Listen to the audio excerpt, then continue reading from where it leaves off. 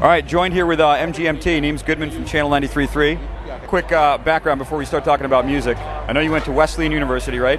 I did, James did, yeah. You did, and that's how the band kind of formed with you and Ben. And a little bit of history. Our newly elected governor, John Hickenlooper, and our newly elected senator, who barely got in, Michael Bennett, both Wesleyan grads. Sorry. Anyway, props to Wesleyan is all I got to say. Props, yes. Obviously, go Cardinals. Let's go Cardinals. That's a team, huh? So obviously you guys started the band there. Curious, I mean, obviously things have gone great for you and you've had a huge last couple years. If MGMT weren't what it was today, what would your career path have been? What were you guys studying? What did you want to do otherwise? I was studying, I studied music. I majored in music, but if it wasn't music, I was probably going to do like some sort of graphic arts, or I was really into astronomy for a while, but I don't think my mind's not quite mathematical enough for that.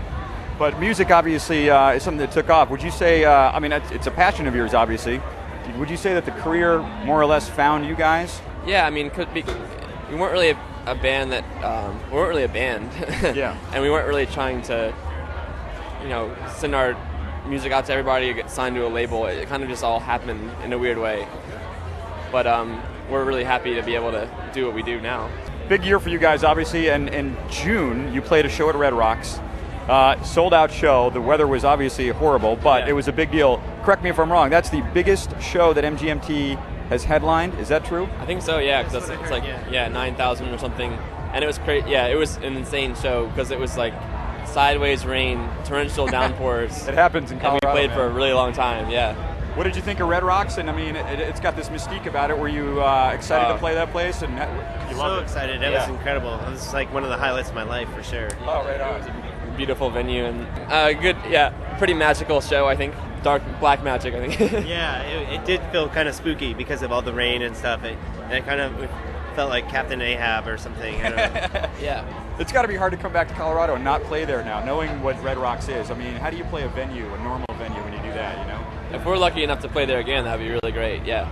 But one of the cool things I think about you guys is some of the sounds that you come up with in your music. And I'm curious, man, what's the method to the madness? I mean, maybe there's not one thing, but do the sounds you come up with on your albums, do they kind of happen by accident, or do you like spend time laboring over them? How does it happen? We're pretty particular about everything. We have been, we're pretty meticulous with, particularly meticulous with panning and like EQing sounds, and we love making new sounds with synthesizers. And congratulations, we had like a couple modular synthesizers which we were all kind of learning to use at the same time that Sonic Boom brought.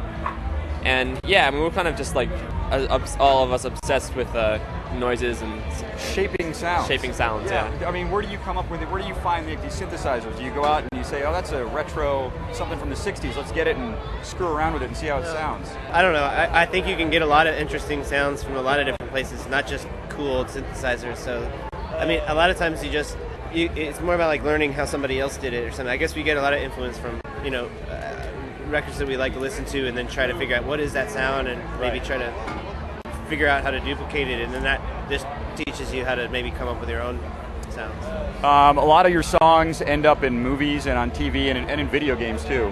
And I'm curious, is there ever a time where you're surprised, like, I never thought that Time to Pretend would be featured in that movie or that show? Are you ever surprised? No, we're pretty involved with with approving or disapproving, where our songs are used, because we're pretty selective, really. So we usually know. Yeah. Is there? I mean, do you have to turn down a lot of stuff? Like, there's no way it's going to be in a Coca-Cola commercial or something. We turn down a good bit of stuff. Yeah. Right. Let's talk about what the band's plans are in the future. Obviously, you're touring right now. Is there any talk about a follow-up to Congratulations? Are you thinking about that, or what are you doing right now? Yeah, well, we came up with what it's going to be called, the third album. What is it? It's self-titled. I love it. MGMT. Simple, but awesome. And there's going to be a song on it called MGMT, too.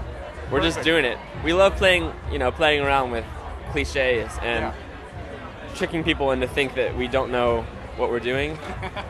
Usually we don't, but we like those moments where we do, but people think we don't.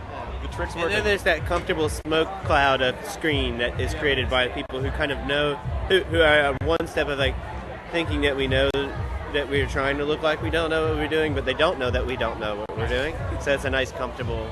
It's very confusing. 10% of the audience get it, and the rest of them don't think you know what you're Nobody, doing. no, actually, no one gets it. No one gets it. That's the trick.